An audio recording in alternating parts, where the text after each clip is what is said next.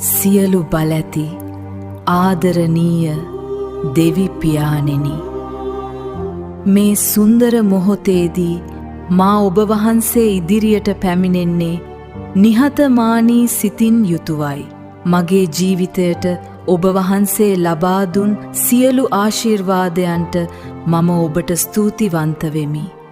ස්වාමීනි, මගේ සිතේ ඇති සියලු බිය, කනස්සල්ල සහ නොසන්සුන්කම දුරු කර ඔබ වහන්සේගේ දිව්‍යමය සාමය මා තුල පුරවාලන සේක්වා. මා යන එන මඟ තොටේදී මාව ආරක්ෂා කර නිවැරදි මඟ පෙන්වීම ලබා දුන මැනව.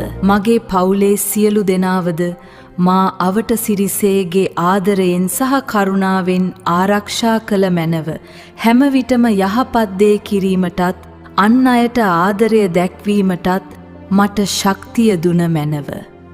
මේ සිරු ඉල්ලීම් අප ස්වාමි වූ ජේසුස් ක්‍රිස්තුස් වහන්සේගේ නාමයෙන් ඉල්ලා සිටිමි. ආමෙන්.